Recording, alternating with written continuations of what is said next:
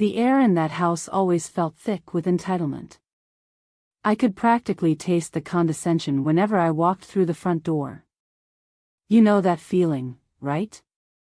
Like you're the unwelcome guest at your own engagement party? Well, that's how I felt, every single day. The title says it all, but let me tell you, the actual events that played out are far more satisfying than you could ever imagine. But first, a quick favor, if you like a good revenge story, hit that like button and subscribe, so you don't miss the next one. Alright, let's get into it. It started with the comments, those little digs that always seem to be veiled as jokes. My fiancé, let's call him Chad, and his family were loaded. Old money, generational wealth, the whole shebang. They lived in a mansion, that was bigger than any building I'd ever lived in. We're talking sprawling gardens, a private tennis court, and a staff that seemed to multiply every time I visited. Chad's family, particularly his mother, Evelyn, had never really approved of me. I wasn't from their world. I was a hard worker, they'd say, with a tone that implied I was a gold digger who'd somehow tricked their precious son into proposing. And Chad? Well, he'd laugh along with them. He'd pat my hand and say, "Don't worry, baby, they're just kidding," but the laughter, it always felt like a blade twisting in my gut. The first time I remember truly feeling it was during Thanksgiving. The massive dining room table, polished to a mirror shine, groaned under the weight of the feast. The aroma of roasted turkey, sage stuffing, and cinnamon-spiced pumpkin pie filled the air, a symphony of scents that should have evoked warmth and joy. But the air crackled with tension. Evelyn, resplendent in a designer dress that probably cost more than my annual salary, was holding court. Her silver hair was perfectly coiffed, not a strand out of place. Her eyes, a cool, glacial blue, swept over me, assessing, judging. "So, darling," she began, her voice laced with a honeyed sweetness that never quite reached her eyes, "how is that business of yours doing?" I knew what she meant.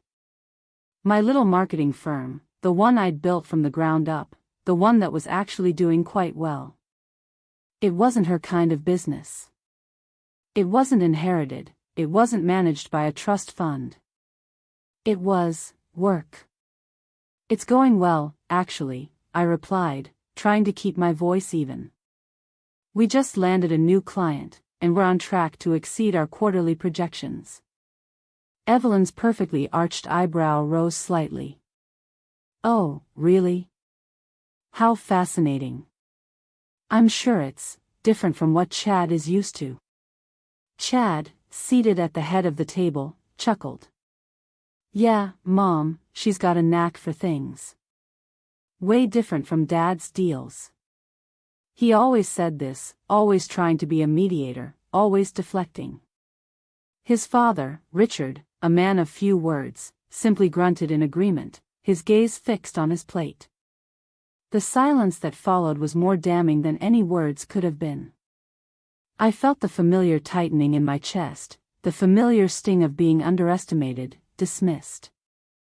I forced a smile, a practiced gesture I'd perfected over the past year.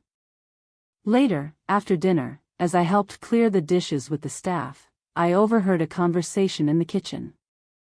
Evelyn was holding court with a few of the other women, the wives of Richard's business partners.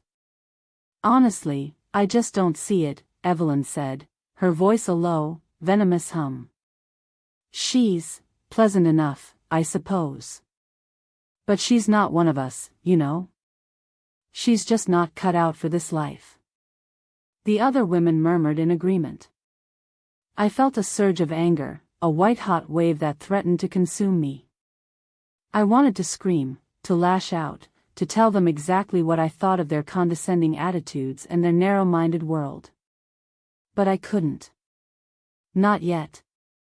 I needed to play the game, to bide my time. I excused myself from the kitchen, my face burning, and went outside, seeking refuge in the crisp autumn air.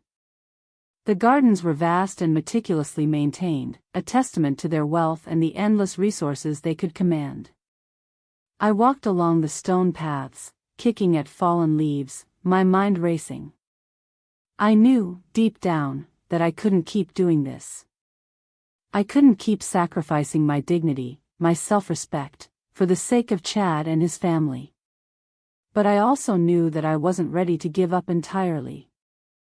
I had a plan, a secret ambition that had begun to grow, fueled by every dismissive glance, every veiled insult. I loved Chad. Truly. Or, I thought I did. I loved the Chad I first met, the one who was kind, funny, and down to earth, the one who didn't let his family's wealth define him. He was the one who'd spent hours talking with me about my ideas, about the things I wanted to do, the places I wanted to go. He'd laughed with me until our sides hurt, he'd been my confidant, my best friend. But the longer we were together, the more he seemed to shrink into his family's expectations. The more I saw how easily he folded under their pressure. The Chad I knew slowly, almost imperceptibly, started to disappear, replaced by someone less certain, less independent, more beholden to the family name. Evelyn, especially, was relentless. She'd make subtle suggestions about my inferior background, the unsuitable friends I kept, and, of course, how I was only after Chad's money. She'd never say anything outright, never cross the line into outright rudeness, but she knew how to wield her words, how to make me feel like I didn't belong. I saw the way she'd watch me around Chad, the subtle tilt of her head, as if she were sizing me up, trying to figure out my angles. It got to the point where every conversation felt like an interrogation. She'd ask seemingly innocent questions about my family, my upbringing, my education. But there was always an undercurrent of judgment, a subtle way of making me feel like I wasn't good enough. "Your parents are incredibly supportive, aren't they?" she would say, her voice tinged with a hint of surprise. "Yes, they are," I'd reply, trying to ignore the implication that my parents' lack of wealth somehow made them less worthy. "And that friend of yours, Sarah? The one who's always posting those interesting photos on social media?" "She's a great friend," I'd say, bristling. I'd try to brush it off, tell myself it didn't matter. But the constant barrage of negativity chipped away at me, eroding my confidence and making me question everything. It was like being trapped in a gilded cage.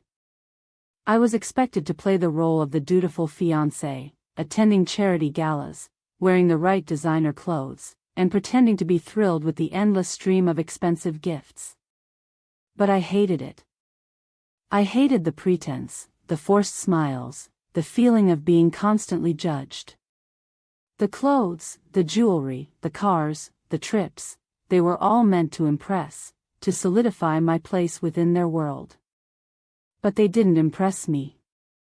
They just made me feel like a performing seal, expected to clap on command. I tried talking to Chad, pouring my heart out to him about how I felt excluded. I'd tell him about Evelyn's subtle barbs, about the way his father always looked through me, about the suffocating atmosphere of their home. He'd listen, his brow furrowed with concern. He'd hold me close, whispering reassurances and promises. He'd apologize, swear things would get better, and then, a few days later, he'd be back to laughing along with his family's sneers. It was always the same. He would fall back in line. I felt like I was losing myself, becoming someone I didn't recognize. I remember one particularly brutal argument we had. It was after a weekend spent at their ski chalet in Aspen. The chalet, of course, was enormous, with every conceivable luxury. But I felt more isolated there than I had ever felt in my life. During the trip, Evelyn had made a point of excluding me from a group ski lesson, saying that I was clearly not up to their level. She also casually mentioned that Chad's ex-girlfriend, a woman with a trust fund and a pedigree that could rival royalty, was a much better skier. After dinner, after another evening of forced pleasantries, I finally snapped. "Chad, I can't do this anymore," I said, my voice trembling with suppressed emotion. "I can't keep pretending to be someone I'm not. Your family, they hate me. They think I'm just after your money, and they make it so clear." He looked at me, his face a mixture of weariness and defensiveness. "They don't hate you," he said, his voice strained. They care about me, that's all. They want what's best for me. And what's best for you is a woman who fits their mold, right? Someone from their world, who understands their rules." He didn't say anything, but the silence spoke volumes. "Don't you see, Chad? I'm suffocating here. I'm losing myself." He took my hands, his gaze pleading. "I know, baby, I know. But it will get better. Just give it time. Things will change." I pulled my hands away. "Will they? Or will you just keep doing what they want? Will you ever stand up to them, or will you always be their obedient son?" He looked away, avoiding my eyes. I don't know. I just don't want to upset them." And that's when I knew. He was trapped, too. He was a prisoner of his family's expectations, just like me. And there was nothing I could do to save him, or myself, unless I found a way to break free. The breaking point came during the engagement party. It was held at their mansion, of course. Hundreds of guests, the most expensive champagne, and food that I'm pretty sure I couldn't even pronounce. The atmosphere was suffocating. Every surface gleamed with wealth. The air buzzed with hushed conversations about stocks, properties, and social standing. Evelyn barely acknowledged me, instead circulating amongst the guests, flaunting her perfectly coif ed hair and icy demeanor. She flitted from one conversation to another, a social butterfly flitting amongst the rich and powerful. I stood with Chad, plastered with a smile that felt more and more fake by the second. We greeted the guests, the endless stream of well-wishers, all of whom seemed to know Chad far better than they knew me. I felt like a supporting character in a play, a guest in my own life. During the toasts, Chad's father, a man named Richard, a man who was usually quite composed, stood and raised his glass. He cleared his throat, adjusted his tie, and the room fell silent. "To Chad and his lovely fiancé," he said, pausing just a beat too long. A few people chuckled. It wasn't a jovial chuckle, more like a shared understanding, a subtle acknowledgement of their shared beliefs. He continued, "May they have many years of happiness, and may our Chad find someone who truly loves him for who he is, and not what he has." More laughter, this time louder, more pointed. I felt my face flush. My heart pounded in my chest. I looked at Chad, expecting him to step in, to defend me, to shut down his father's blatant insult. But he didn't. He just stood there, beaming proudly at his father, almost glowing with satisfaction at the approval. He clinked his champagne flute against mine. I looked into his eyes and saw nothing. Just the vacant approval of a son desperate to please his family. He hadn't even flinched. He hadn't defended me. He just went along with it. That was the moment I knew. I wasn't just an outsider, I was a prop. And I wasn't going to stand for it anymore. I felt the blood draining from my face. I excused myself, went to the powder room, and stared at myself in the mirror. My reflection stared back at me, eyes wide, face pale. This was it. Time for plan revenge.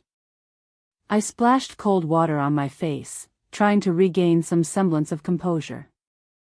I took a deep breath, and let it out slowly. I was no longer willing to play the role of the dutiful fiancé. I was done. I knew exactly what I needed to do. I had been working on a project for a while, a passion project I had hidden from Chad. I had a degree in finance. I knew the ins and outs of investment. I'd always been entrepreneurial and had a talent for making money, even before I met Chad. I'd always loved the challenge of understanding how markets worked. I thrived on the complexities, on finding those hidden opportunities that others overlooked. It was an intellectual puzzle, a game of strategy, and I was exceptionally good at it. I hadn't told anyone, not even Chad, about my degree or my career aspirations. They assumed that I was nothing but a pretty face, a trophy wife in the making. They underestimated me. It had started as a hobby, a way to keep my mind sharp, to feel productive and in control. But over time, it had evolved into something more. I had used my knowledge of their investments, which I'd picked up over time, to my advantage. I saw opportunities, things that were being missed, that could make his family even wealthier. I was going to play the game, but I was going to play it on my own terms. I had a plan, a meticulous, almost surgical plan, to make Chad and his family regret every single condescending look, every cutting remark, every laugh at my expense. It wasn't about money, not really. It was about power. It was about showing them that I was more than just a gold digger. I spent the next few months meticulously researching their investments, identifying the weak points. I found accounts where they had no idea what the actual potential was. They never would have even considered hiring me, of course, so I had to do it from the outside, discreetly. I set up a separate LLC. I learned how to make anonymous financial transactions and to work with shell companies that offered privacy in the markets. The work was exhilarating, a thrilling combination of intellectual challenge and sweet defiance. I'd leave the house to run errands, while actually building my own empire. I'd take those trips to the market, to visit with my financial advisor. I started small, making strategic recommendations that would, in time, yield massive results. I made sure to cover my tracks, using a private account and an alias to funnel money into different investments. I watched their assets grow, knowing that I was the invisible hand behind their success, even if they'd never know my name. I started to see how much their income relied on outside investments. They invested heavily in different parts of the market. I started identifying opportunities that they'd overlooked. One of the investments I started with was in a tech company that was about to go public. It was a risky investment. Their financial advisors hadn't noticed the opportunities. I took the risk. The anticipation was almost unbearable. I'd sit across the dinner table from Chad, hearing his complaints about his family's business, knowing that I was the one who was making the business. I'd listen to them whine about having to take time off of the family business to deal with personal issues, and I'd smile inwardly, knowing that I was the one keeping everything afloat. I was their safety net, and they didn't even know it. I'd see Evelyn strutting around in her designer clothes, and I'd smile inwardly, knowing that I was the one paying for them, indirectly, of course. The power I felt was intoxicating. I knew that when the time was right, the reveal would shatter their carefully constructed world. In the meantime, I played the role of the grateful fiancé. I was polite to Evelyn, attentive to Chad, and the obedient recipient of their extravagant gifts. I was a ghost, a phantom, pulling the strings from behind the scenes. Every time they looked down on me, I pushed a bit more money in the direction of my plan. The wedding invitations went out. The date was set. The florist, the caterer, the venue, everything was in motion. And then, I made my move. 3 weeks before the wedding, I organized a meeting with Chad and his family in their lavish office. It was a sleek, modern space, all glass and steel, a testament to their power and wealth. I always thought of it as the nerve center of their empire. I walked into the office, my heart pounding in my chest. I was nervous, yes, but the fear was outweighed by a fierce sense of determination. I could see the surprised glances from the staff as I followed the receptionist, and I relished them. This was my stage, and it was my show. I had arrived, and there was no turning back. I revealed myself. I presented my own investment portfolio, the one I had built over the months. I showed them their own investments, enhanced and magnified, with the profits skyrocketing. Their mouths dropped open. I laid out the details of my plan, explaining how I had identified their inefficiencies and taken advantage of them. I laid out my proposals for the future, for their family, and Chad's company. I laid out my new terms. I knew they hadn't hired a female financial advisor before, and their shock made me laugh inwardly. They knew they'd underestimated me. Richard, Chad's father, sat there in stunned silence, his face turning an alarming shade of red. He was a man accustomed to control, and he was clearly struggling to process what was happening. The shock of it all. Evelyn, usually so composed, could only stammer. Her perfect composure was crumbling. She looked absolutely stunned. It was glorious. Chad, however, reacted with the most profound of all responses. He looked at me, not with anger or betrayal, but with something that I hadn't seen in a long time, awe. His eyes widened with a mixture of surprise, admiration, and something else. I don't understand, he said, his voice barely a whisper. How? It's quite simple, I said, my voice calm, controlled. I reached out, picked up the pen from the desk, and showed them how their investments were outperforming the S&P 500 by an unheard of margin. You were making mistakes. You were missing opportunities. And I fixed them. He asked me to explain it again. And again. He couldn't believe his own eyes. His father, his mother, they had always valued control, and I had taken it away from them. He was proud. And then the questions started, and then the apologies. His father, his mother, they all wanted to know if it would be possible to start hiring me. They wanted to know what I was thinking. How did you know this? Richard asked, his voice a low growl. I told you I was educated, I said, keeping my voice even. I have been preparing for years. Where did you learn this?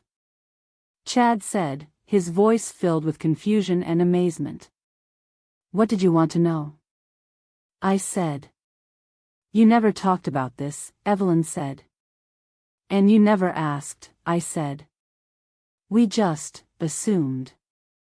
You assumed wrong, I said, my voice laced with a hint of amusement. Why didn't you tell us? Chad asked, his voice tinged with hurt. Because I knew you wouldn't believe me, I said. I knew you wouldn't take me seriously. You had already decided who I was. And then, the best part. I told them that I was not interested in marrying Chad. I told them, calmly, that I was breaking off the engagement. I let them know that I was done. The look on their faces was priceless. The utter, unadulterated shock. They looked like they'd been struck by lightning. The color drained from Evelyn's face. Richard's jaw dropped. Chad looked like his world had just crumbled. I wasn't bitter, though. I felt a strange sense of calm. I had finally done what I needed to do. I thanked them for that experience. I told them I had a world to see, things to do, and people to meet. I even offered to continue helping their businesses, but as a consultant, on my own terms. I made it clear that I'd be happy to continue working for them, but only as a professional, on my own terms. The silence in the room was deafening. I left the office. With a smile, knowing that I had achieved my goal. I walked out of their mansion, taking one last look at the imposing facade, the manicured lawns, the symbol of their wealth and arrogance. I was finally free. I was no longer trapped, no longer defined by their expectations. The wedding was cancelled, and, obviously, the invitations were recalled. Their friends and family wanted to know what happened, and I'm sure they cooked up their own stories, full of drama, but I simply left them alone. I started over. The aftermath was interesting. Chad called, of course. A lot. He wanted to understand what went wrong. He wanted me back. His family did, too. They finally saw me as an asset, a valuable addition to their lives. The calls and the texts came in thick and fast. Chad was pleading, apologetic. His voice was filled with genuine remorse. His family, particularly Evelyn, was suddenly incredibly gracious. They showered me with apologies, begging me to reconsider, to forgive them. They offered me anything I wanted, a partnership in the family business, a blank check, anything. They were desperate. They finally saw me for who I was, a capable, intelligent, and ambitious woman who could bring value to their lives. But the damage was done. I no longer wanted any part of their world. I told Chad that I'd be happy to come to a meeting, but I wanted to hire my own lawyers. He didn't say anything about it, but he did hire a private investigator who trailed me for weeks. I found out later. I had tasted freedom, and there was no going back. I heard through the grapevine that Chad and his family's business continued to thrive, and that Evelyn, in a moment of, frankly, desperation, started consulting me. She understood that I could help. I saw her at a gala once. She smiled awkwardly, and I just gave her a nod. I'm sure she would have tried to be nice. But I didn't give her the satisfaction. I moved on. I built my own empire, traveling the world, and doing what I wanted. I built a life that was authentic, fulfilling, and completely on my terms. I proved to them, and most importantly to myself, that I was more than just a pretty face. I was a force to be reckoned with. I invested in new things. I took risks, and I reaped the rewards. I started working with international clients. I started traveling again. I also started dating again. I met someone wonderful, someone who appreciated me for who I was, not what I could do for them. We started working together on a project, and we built our own empire. I moved on. I built a life that was authentic, fulfilling, and completely on my terms. I proved to them, and most importantly to myself, that I was more than just a pretty face. I was a force to be reckoned with. So, the moral of the story? Never underestimate the power of a woman, or a person, who's been underestimated. Especially when they're motivated by revenge. Don't judge a book by its cover, and maybe, just maybe, treat your fiancé with a little respect. It's a lesson I think Chad and his family will remember for the rest of their lives. I hope you enjoyed this story. It's a good one, and it's completely true. If you enjoyed hearing it, and this has given you any ideas, or if you had a revenge story yourself that you would like to share, please let me know in the comments below. I'd love to read it. Remember to like this video and subscribe if you haven't already, and I'll be back with another story very soon. Thanks for watching.